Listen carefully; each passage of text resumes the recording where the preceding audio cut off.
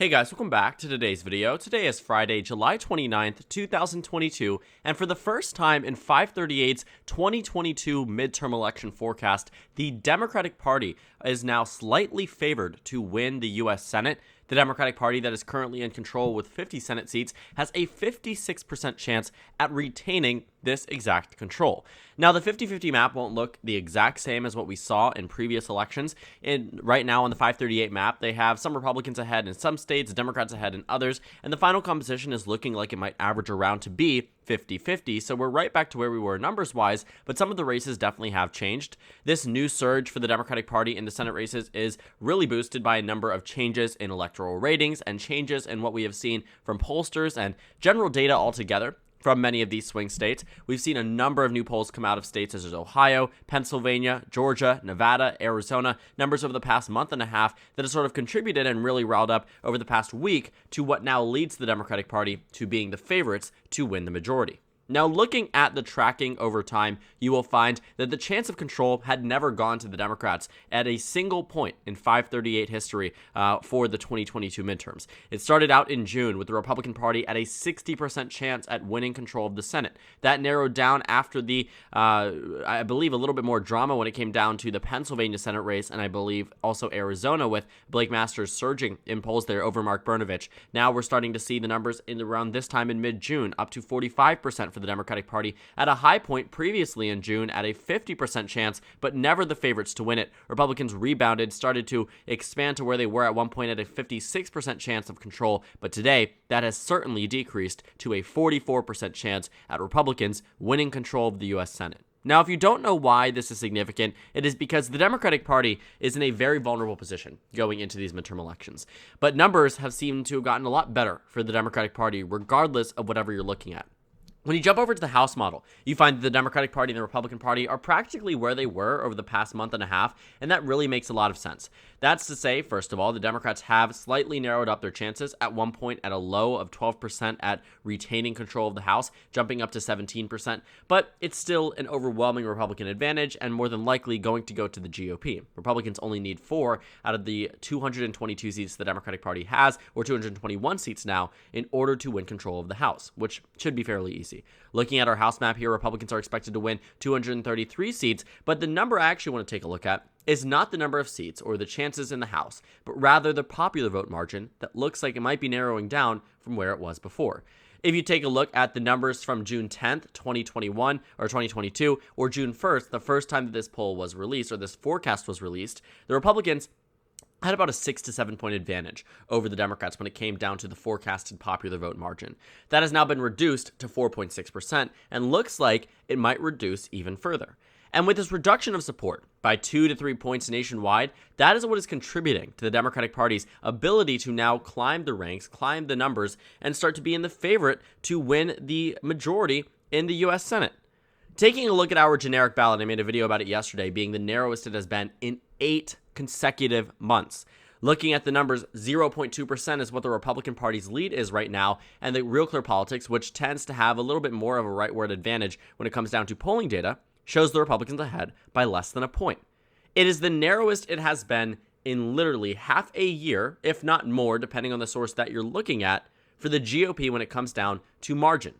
When you take a look at the polls that 538 is categorizing and ranking all together, because sometimes they take different ones, on Real Clear Politics, it looks like it goes back and forth between Democrats and Republicans. But that's because the average here has expanded. Typically, you wouldn't take in polls from early July when you're nearing early August. Looking at a lot of these polls that have been taken in the past 2-3 weeks, you seem to find that Democrats are more ahead than they were in polls prior to.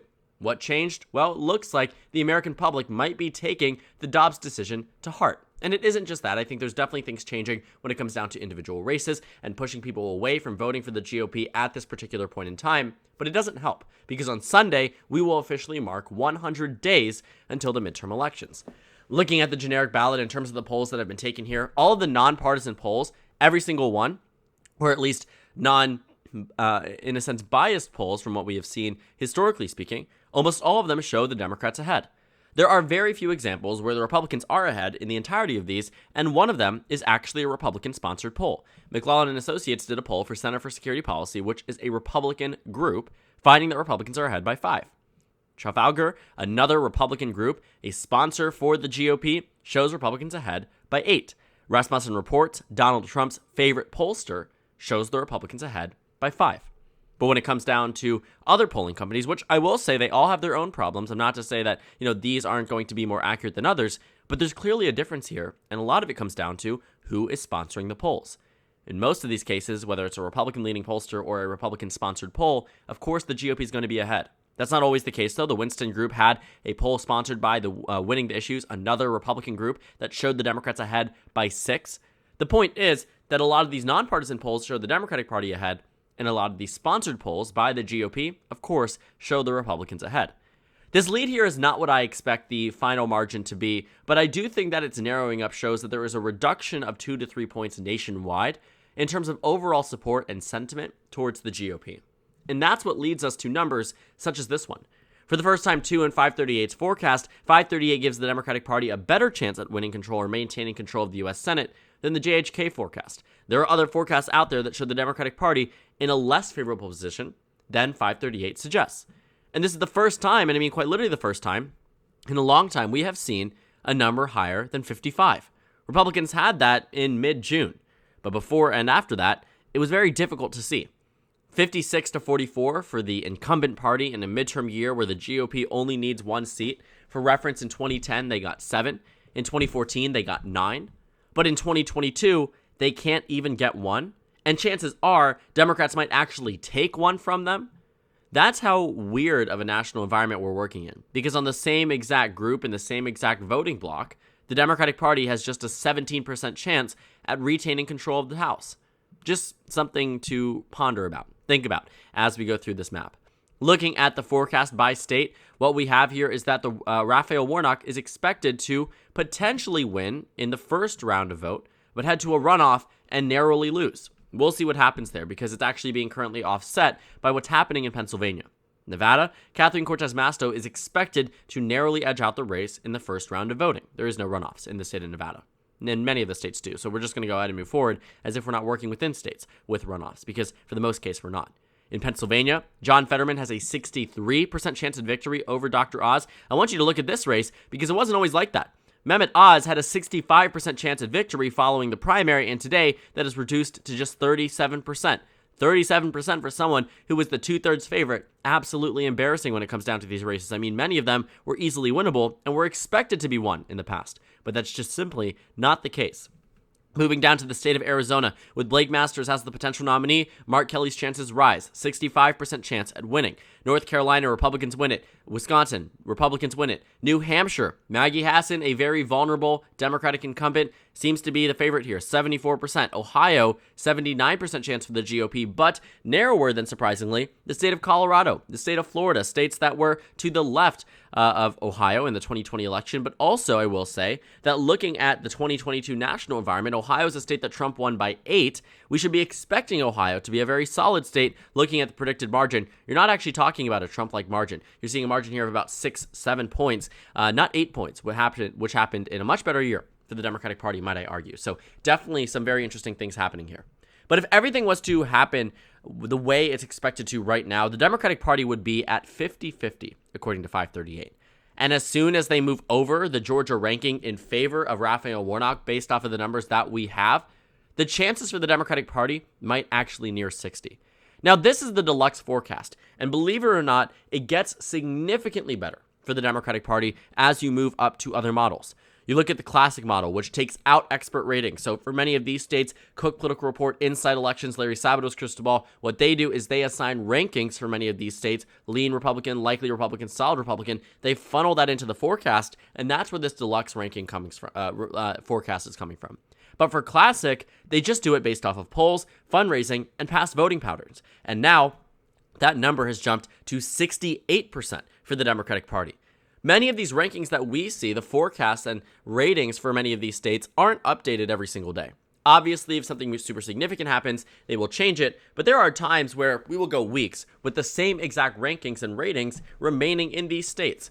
And it gets a little bit difficult to see how it changes with the time if they're only updating it once a month. And I get it. That's the way that I typically treat things. They change over time. We give it time to allow these ratings to change and move together rather than one by one by one. But I also understand that that might be actually hindering the deluxe model's ability to forecast the election. Because as we saw in the state of Pennsylvania, when you take a look at that rapid change coming down to the overall predicted winner, you're talking about just a few days. And you go from a 59% chance to 55, even more so on the deluxe model, much more significant chance for the GOP, reducing from 65 to 53 to being in the minority at winning control there.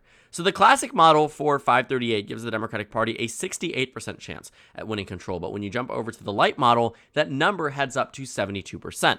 Now, the 72% comes from numbers that are just based off of polling data, meaning that we can't wholly trust it. And I don't, because I think that polling data is flawed. But you definitely have to recognize that some of the data that we see right now does show the Democratic Party in a better position than where they were maybe a few months ago. You take a look at the beginning of the forecast based off of polls, and Republicans were ahead. And that's because the numbers looked a lot better for them.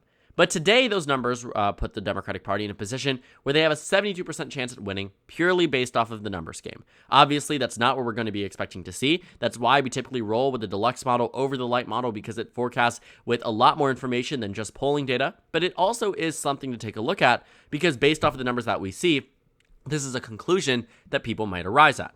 I think the deluxe model is right. I think the Democratic Party will win control of the U.S. Senate, and I haven't always said that. My past Senate maps had always had the Republican Party winning more seats than the Democratic Party. You take a look at my forecast following some very different timeframes. You're talking about Biden's approval rating dipping, the generic ballot getting worse for the Democratic Party, and the last time I had the Democratic Party in the majority was in August prior to my more recent projections. So from September 2021, going through October, going through November, December, January, February, March, April, May, June. Hold on. Now we're in this position, or end of May, but early June is when it really started to solidify. Hold on a second. The Senate is changing tides. We are looking at a change in the map. My prediction on May 3rd had the Republicans in the advantage. My prediction on May 19th had the Democrats in the advantage. And my most recent one, over the past couple of months, have seen some changes when it comes down to individual states. But by the end of it, Democrats still end up ahead. Now, it's very possible that we end up with a race that is entirely dependent on what happens in the state of Georgia again. The only difference this time is that because of a new electoral act, the runoff election will occur in December rather than January, giving people less time to campaign. So about a month turnaround instead of 2 months between the November election and the runoff election in the state of Georgia. Looking at the data that I've been given thus far, looking at a lot of the fundraising numbers, past voting patterns, I think both parties have a very good shot at winning Senate control. But what I will say is that we cannot deny that over the past 2 months, the Democratic Party has positioned themselves much more favorably in the U.S. Senate in terms of chance at control, in terms of winning individual states, whatever it might be. Democrats are starting to rebound, and it only is helped by the enraged voting base on the Democratic side that was probably already going to vote Democrat already by the Dobbs decision. You could find one thing, and I mentioned this in the beginning, one thing that Democratic voters in particular would be most enraged about, enough so that they vote in the midterms, and that was the issue of abortion. We cannot deny that there wasn't a bump for the Democratic Party when it has now been clearly established by practically every single source you look at. Whether it's polling data, whether it's fundraising data, whether it's forecasts that have been able to accurately predict elections in the past, obviously with mistakes, but generally get the sentiment correct. Looking at this new forecast, Democrats have a 56% chance at winning control of the Senate, and that's something that I currently agree with. 56% doesn't mean the Republicans can't get it. Don't get me wrong. I'm not dooming and glooming on the Republican Party's chances at victory. What I am saying is that they were a heck of a lot higher a long time ago. 60%, according to the deluxe forecast, just about 2 months ago. Less than that even. About a month and a half ago at that. And yet today, Democrats start out with a 56% chance. And looking at the political betting markets, I always like to refer to this because people put their money in betting markets as to which party they believe will win control of the Senate or whatever race they currently want to talk about or invest their money in. And people tend to put aside personal biases because if you are trying to, wish cast some of these races, you're going to lose money. Obviously, if you're a Democrat, you would prefer if Biden or whichever Democratic nominee there is in 2024 wins all 50 states. But when it comes down to putting your own money into the race, would you bet that the Democrats were going to win in Wyoming? The answer is no. As much as you would want Democrats to do it, you wouldn't believe that. Same thing with Republicans if they were to say, would a Republican win in Massachusetts on the presidential level? Even if it was Charlie Baker. That answer is no. So when you put your money into a race, you aren't going to be betting against yourself because it is your own money. So people tend to put aside personal biases, and this is able to really capture where the public sentiment is and the expectation is when it comes down to the Senate races.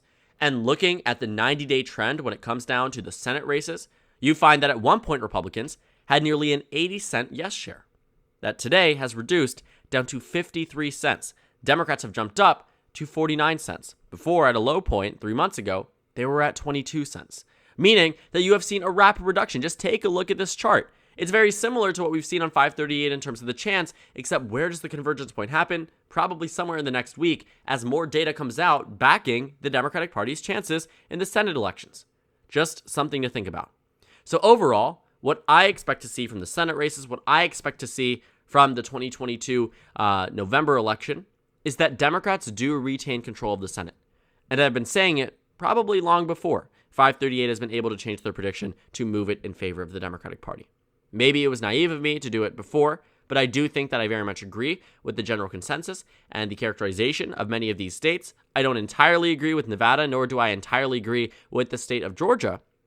But what I do agree with is who comes out on top when it comes down to the Senate races, the House races, and many of these governorships that have been forecasted for quite some time now on the 538 forecast.